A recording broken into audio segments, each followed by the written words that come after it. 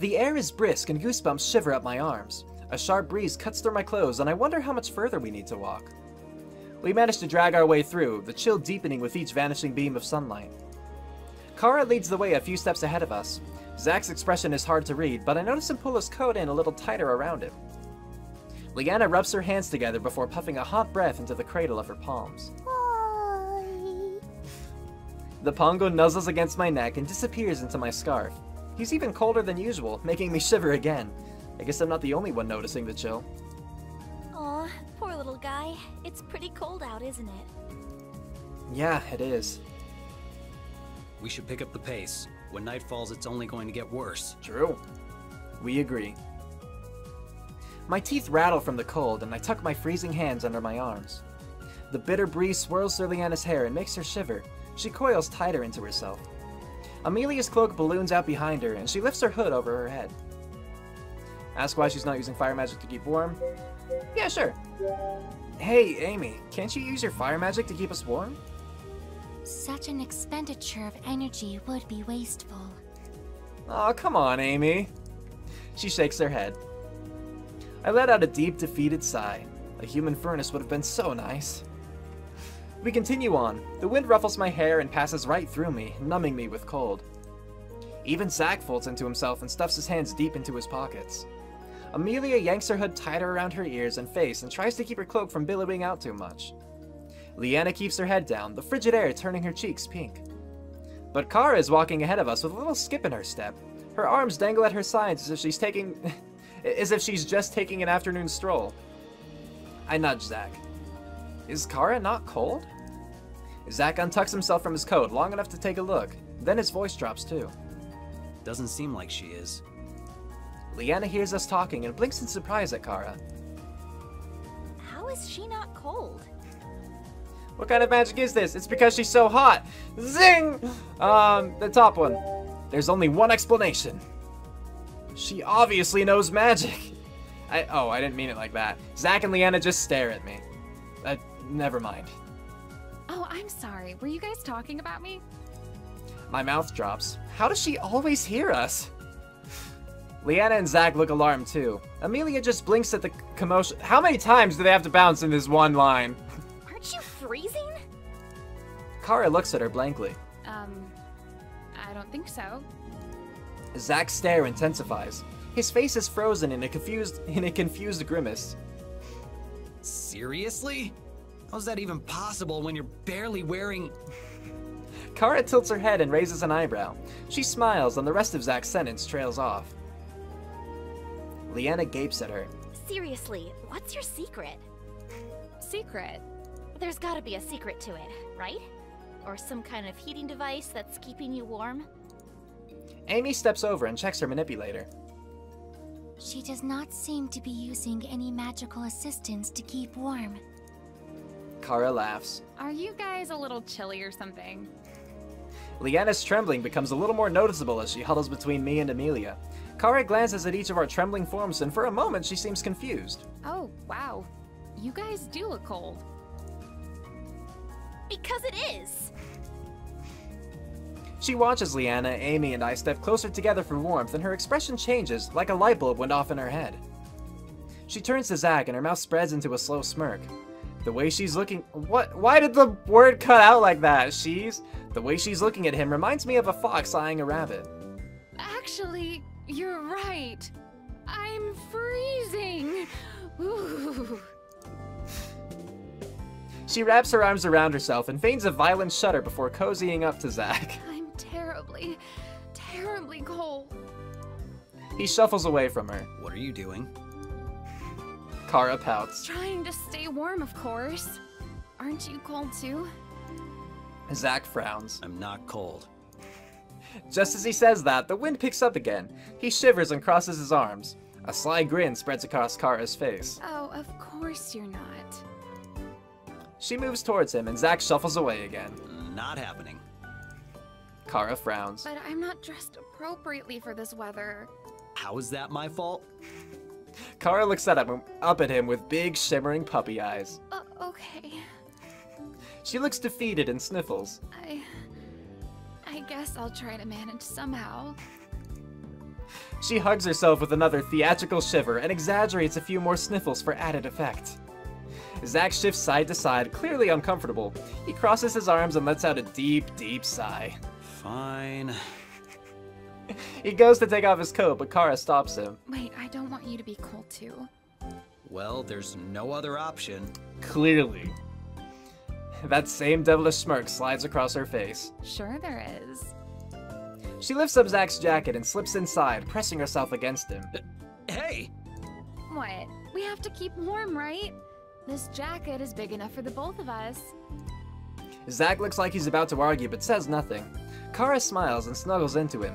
Zack's cheeks tinge pink, and he looks away from her. Kara notices his blush and smirks again. Don't think I'm enjoying this. I'm only doing this because it'll be troublesome if you get sick. He's like the most tsundere. Of course you are. That's so sweet. Thank you. My eyes drift over to Leanna. She glances at me and blushes before quickly looking away. Maybe that means she wants to get close too? Snuggle buddy! Give the fair maiden your scarf. Continue on. I mean, like, bloody, I'm cold. I'll see if she wants to snuggle. Sure. I mean, like, why not invite Amy in too? Like, I'm not just a horn dog. Like, hey, you guys want warmth? Let's, like, yeah, let's do it. I wrap my arm around Leanna and pull her close. Her face turns beet red. What are you doing? You're cold, aren't you? Me too. Leanna's blush darkens and she hesitates. What's wrong? This is warmer, isn't it?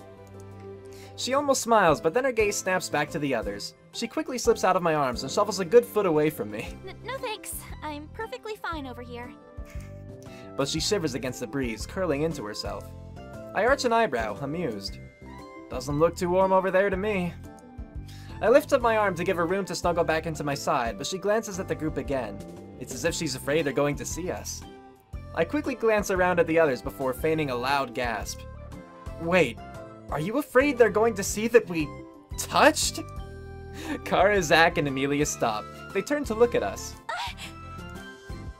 Leanna scrambles back over to me, waving her hands. Just stop it! Keep your voice down. Oh no! Body contact! The scandal! Leanna slaps her hand over my mouth, muffling my voice and the laughter that follows. Kara smirks. Is everything all right back there? Leanna blushes. Yes, we're fine. Kara has a wicked grin on her face. I think she's going to tease her, but instead she pulls on Zack's arm to keep moving. Leanna pulls her hand away, refusing to make eye contact. We are nearing Ellendale. The journey should not be much longer. Cool, cool. Oh, really? What a shame. Aw, poor Kara. Zack gives her a look. I mean, oh boy. Yeah, it's so cold. Good thing we're almost there. Zack and Kara quicken their pace and we follow them for the rest of the journey. We travel for a few days. It seems to get colder and colder the more we travel, but we somehow manage. Okay, I didn't think the soon was like a few days. I thought it'd been like, yeah, we should be there in a couple hours. On one afternoon, we finally arrive in Ellendale. Although there's still a present chill in the air, the sun's bright rays warm us as it glints off the impressive buildings. The people here are well dressed and pay no attention to us. They must be used to seeing those from out of town. As we venture further into the town, I notice lots of people heading towards the center of the square and into a large structure. I assume it's that big circle one. What do you guys think that building is over there? Amy glances at where I point and brightens up. That is exactly where we need to be headed. Oh, good! She speeds up, looking pleased. It seems like everyone else needs to be there too. Is there an event going on? What exactly is in there? But Amy is already out of earshot. We pick up the pace to keep up. When we enter, I'm blown away by the sheer magnitude of the place. The main doors open into a hallway which splits off into adjoining wings. One wing is labeled the library. There is a conservatory and a cultural center too. The conservatory does not allow visitors, but the cultural center seems to be hosting some sort of exhibition, and that is where the crowd of people are filtering into. Leanna breathes out in wonder as she takes in the hall. Kara cranes her neck to get a better look into the library, while Zack watches the crowd. Amy turns towards us. The library in Ellendale is renowned for its collection of rare tomes. It is the largest library in Havengard. Cool. Since we are already aware the Wind Temple is in this vicinity, I hope that by cross-referencing the books in the library with the notes from Eldorissim, I will be able to narrow down their exact location. I hope so, Amy. Leanna nods. Good idea. Do you need any help? Amy shakes her head. I am confident that I will discover the information we need sooner rather than later. That's good. Kara grins. You don't have to tell me twice. I've got some business of my own I'd like to take care of while Kara's always got something to do. Zack narrows his eyes. What kind of business? Kara smiles sweetly. I had no idea you took such an interest in me. He crosses his arms. I just want to make sure you aren't getting into trouble. That doesn't sound like me. Alright, why don't we all take some time to relax and explore Edendale, and meet back up here afterwards?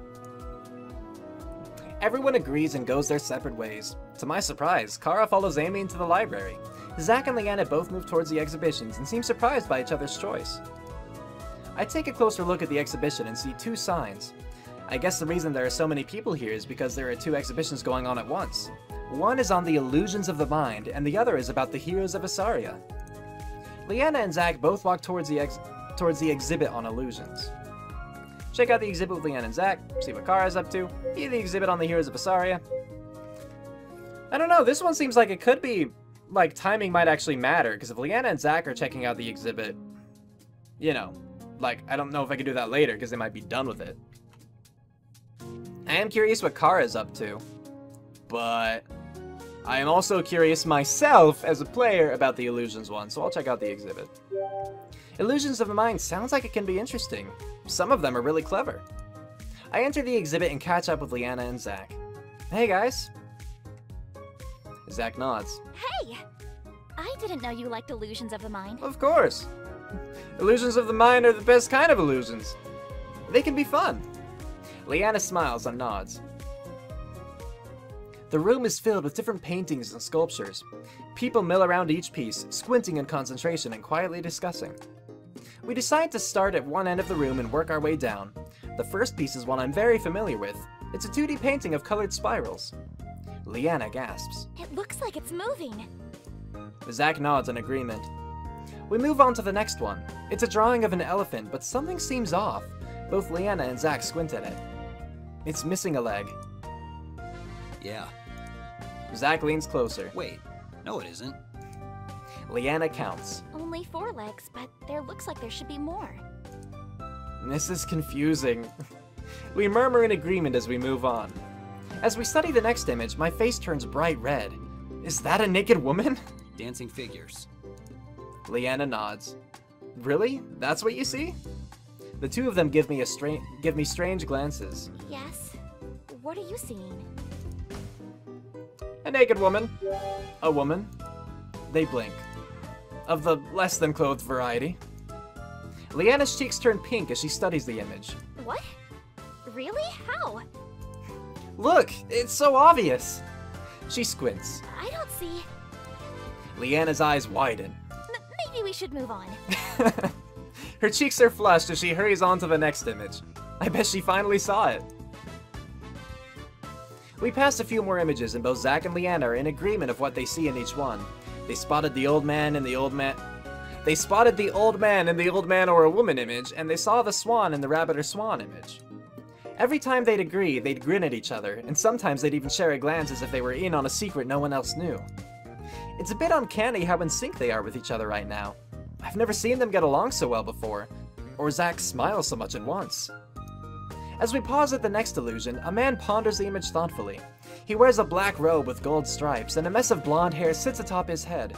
His blue eyes squint intently at the image as he ponders the illusion.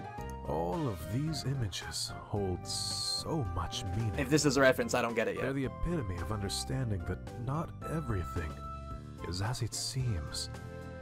If you change your perspective, you're told a completely different story. How deep? I see these images and I wonder what it is the artist is trying to share. Which story is theirs? The one that I see first, or the one I understand after further study. This piece has been especially interesting. Is it with the naked woman? He turns to us. Tell me, what do you see in this picture? I don't know what the picture is. Leanna and Zack share a knowing look and grin. It's obvious. Yep, They answer simultaneously. Is it gonna be the same thing? faces. Vases. Oh no!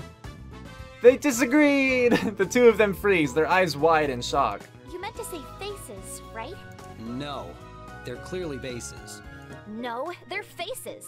Unless faces look like vases to you, you're very wrong. Just, okay, look at the white and look at the black. Take it differently. Leanna shakes her head. How could you have been so right about all the others and so wrong about this one? Hey, girl, chill out. The whole point of these is they're both simultaneously, and it just depends on what you're focusing on. Actually, in that last illusion, I didn't see a swan. I saw a rabbit! Leanna gasps. I trusted you. I thought that was the only time. But I see now that you've been wrong this whole time. Wait, but you agreed with her most of the time. Are you saying you've been wrong this whole time? You're the one who's wrong. No, there's no need I agree, to... Delzik. Leanna and Zack glare at him. Not now! Leanna suddenly rests her gaze on me. What do you see? They're both there. Bros before hoes, I see faces. Sisters before misters, I see faces. Happy waifu, happy laifu, I see faces. So two faces and vases. I can't choose both. But that's how illusions work in that way. In those images, the ones that we're referring to here.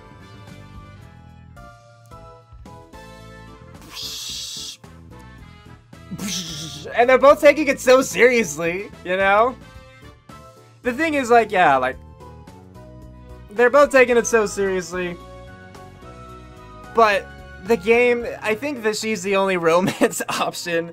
And they have had cute moments together. And since this is like the same thing, I might as well just pick happy waifu, happy laifu, because the other two, they're identical to me, basically, you know? Obviously, cheering for, like, or siding with different people, but I don't see a point in either one as in necessarily being higher than the other, so I'm just gonna go with the top. I see faces too. Leanna grins smugly. Ha! Zack shakes his head. You two are perfect for each other. You have equally bad taste. I saw a rabbit in the last one. Leanna and I react at the same time. Perfect for each other? Bad taste? She looks at me. I mean, bad taste? Wait, what did you say? I saw faces? Her smug grin returns as she spins back to Zack. That's right. See? They're faces. Zack sighs. You're free to believe what you want, even if it's wrong. Welcome to the internet. She ignores his last comment, content with her win. The philosopher chimes in before the two of them can continue bickering. Have you considered the possibility that you're both right? Thank you, Delzik. Why couldn't I have said that?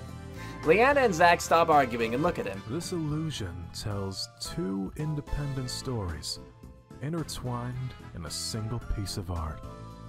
The precision, the illusion, wrapped in perfect symmetry. But, like, here's the dumb thing about this part, is that we're aware that the whole exhibition is on illusions of the mind, and they both seemed to know what that meant and pretty keen on visiting it, right? And so the fact that they're going through the images and being like, no, it's clearly one thing or the other, that just means that to them, they're looking at, like, a silhouette of a vase, and they're like, I love it, you know? Like, I love it so much, I'm gonna stand by it regardless of what anyone else says. Dumb. Anyway. To understand another perspective, instead of being rigid in one's own perception, that is the true intention. Leanna and Zack nod slowly, as if fully understanding and taking in what he said. Calm and pensive, they face each other again. I guess it's possible that they're vases. I'm glad your eyes are finally working. What? You jerk! You're supposed to say you see faces! Why would I agree with something wrong? Their arguments resume and I sigh deeply. Not this again. My gaze wanders the room and I glance wistfully at all the other illusions, wishing we could move on. Hey guys, let's move on. They don't hear me. Guys? Again, the two of them are too wrapped up in their argument to hear me. It seems like this is going to take a while. I guess I'll finish this exhibit on my own and check back in with them later. Unnoticed, I slip away from the group and finish up the tour. Let's see what Kara's up to. See what Kara's up to. That's it. See what Kara's up to. Kara said she's going to take care of some business. In the library? I wonder what she's up to. I head into the library and find her among the shelves. Hey, Kara. She smiles. Hey there. Checking out the selection? You could say that. I'm wondering if I have something that might interest them. Oh. She pulls out the faded tome she found in the Earth Temple. Okay, here it is coming back into play. Cool. If this library is as extensive as Amy says, maybe they're looking to expand their collection. Yeah. Couldn't hurt to ask. I browse the books along the shelves. It looks like they've got other old books here too. She pulls out a book and inspects its cover, then grins as she puts it back. They've got Aria's texts. Yeah! Who are they? The ancient civilization here. Ah. They're the people who would have built the Wind Temple. If they've got Aria's tomes, then they're sure to be interested in what I've got. That's fair. Kara confidently approaches the librarian. Perhaps you could assist me. The librarian glances down his nose at Kara and sniffs disdainfully. Perhaps. Ignoring his haughtiness, Kara pulls out the book and places it in front of him. Would you be interested in a Gaian text? He leans closer to inspect it. Where did you acquire this? From one of the ruins. Unlike most of texts found, this one is very atypical. It's actually a children's book. Surprise slips through his demeanor. A children's book? Kara carefully flips through the pages to show off the illustrations. Yes, and you can tell it's Gaian based on the calligraphy. She points to two different places on the page. The Gaian's language didn't use punctuation, while the other ancient civilizations, such as the Uri, did. And the parchment itself is out of an animal hide, which is typical of Gaian culture. Kara continues to spout more and more facts. The more she talks, the more impressed the librarian seems. By the end of her speech, his frown is replaced with an interested grin. He further inspects the book and then nods in satisfaction. Fascinating. And you're hoping to donate it to our library? And you're hoping to donate it, miss? Well, donate for a small fee. Ah, of course. He lists a number which Kara pleasantly counters. They go back and forth for a while before the librarian finally nods. The two of them disappear for a few minutes before Kara returns with a small pouch. She grins as she safely tucks away her pouch. How'd it go? Not bad. I was hoping I could get a little more, but I still ended up with more than the initial offer. That's a win in my book. Go you. I can't help but be a little impressed. It must have shown on my face as Kara looks at me questioningly. What is it? I'm impressed you know so much history. I thought you'd use your body to convince him. That was some good haggling. I'm gonna go with this one. Nothing. You'll have to teach me your haggling skills one day. It would have come in handy back in Bizada. Speaking of haggling, why don't we go check out the shops? Okay, sure. It'll be nice to see more of the city. Kara and I leave the building and wander the cobbled streets until we come upon the marketplace. We browse a few of the storefronts. Kara mostly ignores the clothing shops and seems more interested in stores selling trinkets or antiques. While Kara peers through the window of shop, I overhear a father and son talking in front of a sweet shop. The boy claps happily as his father hands him candy. His dad grins equally as wide. I'm proud of you, son. Remember to keep up your studies. Maybe one day you can grow up to be a mage. Aww. Thanks, Dad. I recall my father's face and how he looked when I brought home my first A. He looked just as proud and happy as that man with his son. He took me out to ice cream as a reward and told me to keep my grades up. What is he doing now? Does he even know that I'm missing? A hand waves in front of my face. Hello? Are you still there? Kara looks concerned. Huh? Sorry, what's going on? You okay there? Little homesick. Yeah. Sorry. I saw that father and son over there and it just reminded me of home. My dad used to buy me ice cream as a reward for doing well in school when I was young. Kara's expression softens. You never really talk about home. I really don't. Sometimes it's hard to remember that everything is so up in the air for you. One minute you were living life as usual, and then in an instant all of that was ripped away and your life turned completely upside down. Wow, what happened to you, Kara? Kara's voice increases as she talks. She seems to know exactly how I feel. We shouldn't talk about this anymore. Sounds like she's... Yeah, I'm doing this one.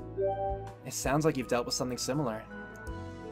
Kara looks surprised, then laughs bitterly. Nothing quite as extreme as being transported to another world. But something did happen? She goes quiet. Sorry, I didn't mean to pry. It's just unexpected since you're always so confident. I got the impression you like traveling alone, and it's hard to imagine you'd be unable to handle yourself. Kara smiles softly. I wasn't always like that. When I was young, I lived with my father in a big town. I went to school and gossiped with my friends and played with dolls just like every other little girl. I can't imagine you playing with dolls. She laughs. I love them. It's a bit embarrassing how many I had. My friends always liked to come to my house because I had all the popular dolls back in the day. You realize I can't keep this information to myself, right? Little girls like dolls. I'm not ashamed. She's starting to sound a little more like herself again. Anyway, sometimes things happen out of your control, and all you can do is roll with the punches. That's right. I'm sorry that you've been feeling alone, and that it's taken me so long to notice. Not lonely thanks to everyone I'll manage. Thanks for listening, yeah. No, don't be sorry. I appreciate you listening. Kara blinks. But I'm the one who's been talking. But you understood what I was talking about. And even just knowing that someone else has experienced the same thing helps ease the loneliness. Kara grins. I see. Well, in that case, I'm glad to be of service. She glances down the road. Let's keep going. I nod. We walk around for a while longer to explore the city. We eventually return to the library and exhibition hall and part ways. I guess I get to check the other exhibit. Cool. I decide to attend the exhibition to learn more about the history of Asaria. I follow the signs directing me into the Heroes of Asaria exhibit and see a broad wall with an enlarged portrait of 5 people. Below the portrait is the text Heroes of Asaria. It's Asaria, right? Not Asaria? I hope I'm not saying that wrong. There are a few historical items on display, safely preserved behind cubes of glass. I see a rusty sword which was found at the site of the first battle. Oh. On the wall is some information about the War of Asaria. I begin reading. The War of Asaria began with the establishment of Void. Originally, shadow magic practitioners lived in harmony throughout the 3 kingdoms. A small faction became discontent with the status quo and abused the uses of shadow magic. As this faction grew, they became known as Void. They quickly turned into a dominant force and spread chaos throughout the kingdoms. The 3 kingdoms, Havengard, Vanea, and... Okay, first, that colon is all wrong. But how do you say these things? Havengard, Vanea, and Kresimar had been in a constant state of land wars with each other, pushing their borders and boundaries, and did not initially notice the rise of Void through the disarray. Void was free to ravage towns and cities within all 3 kingdoms, and the destruction was immense. It wasn't until the Heroes of Asaria emerged that the tide of war changed. Although originally divided, the 3 kingdoms realized they had to work together to stop Void, and they collectively supported the efforts of the heroes. With their help, Void was ultimately defeated. The kingdoms recognized that their wars helped carve the way for organizations like Void to grow, and they called a ceasefire. Together, they established their borders and found peace. All 3 kingdoms agreed that shadow magic was too dangerous of an element and banned its use. Thus, the Treaty of Asaria was signed. Huh, I'd heard tidbits about the War of Asaria, but this helps me understand the severity of Void's reappearance. They must have really wreaked havoc among the 3 kingdoms. There's an excerpt on the Heroes of Asaria as well. Oh, look at them! That's pretty cool. Look, I mean, like, you got Kirito top left, you got... Hey! Oh my gosh, look! It's Broodman's friend! That's Broodman's friend, top right! I think it legitimately might be the same person. Like, they have the same, like, white braided hair, they have a bow, they have the green hood, and I'm sure they could put a scarf up there. That's really interesting. I'm just looking at them all now. And I love, like, the little ermine that the bottom left person has. That little stoat? I assume that's what it is. That's what it makes me think of. The heroes of Asaria are the group of 5 people who banded together to defeat Void's operation. Although they came from different places in Asaria, they each had the same goal, to do whatever it took to protect their country and people. And that's XZ. Wasn't he... Well, wasn't he from Ace Academy? Is that what he looked like? I don't remember anymore, but if he is, that's a fun little throwback there. But then we have Isabelle Celine over there. Is that based on, like, is that a Catwoman kind of thing? Because it was with Broodman and Celine, makes me think Selena, you know, I don't know. But it's like more Green Arrow-esque, I don't know. Odessa Redlone, bottom left, I don't know what reference that might be. I assume these are all references to some extent. Rix Nulenti, top left. I don't know what that would be either. But it just totally makes me think Kirito. I mean, like, even dual wielding, the hair, the, like, white coat, Robin Ostergaard. I don't know. Think about it. I mean, let's go with all of them, yeah. XZ grew up in a small town in Vinea, but not much else is known about his past. Always wearing his classic smirk, he is known for his quick-witted jokes and cheery demeanor. Also, he has a necklace. XZ had a necklace in the last game, too. I don't remember what it looked like at all, but he has it. Or one of them. But beneath his bright demeanor, he is a formidable mercenary, known for his powerful fire augmentation and martial arts. A natural leader, XZ likes to tackle his problems head-on. It is not uncommon for him to be the first to run into battle. After the war, XZ returned to his hometown where he is honored as a hero. Isabelle Celine. Isabelle is a skilled archer from the desert dunes of Vinea. Living in the harsh climate of the desert forced her to grow up quickly. She had a natural proficiency with the bow, and it wasn't long before she became deadly accurate with her shots. Paired with her casting abilities, she is a dangerous opponent and a great asset to the team. She uses the environment to her advantage to target her enemies without being seen.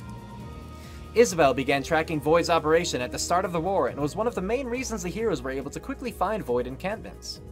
After the war, Isabelle disappeared. No one has been able to track her movements, but many say that where there may be shadow magic, Isabelle will be there to deal justice. I can confirm. Wait a minute. Tracking Void? Carries a bow? Could the woman Broodman talked to back in Wolfstein have been Isabelle?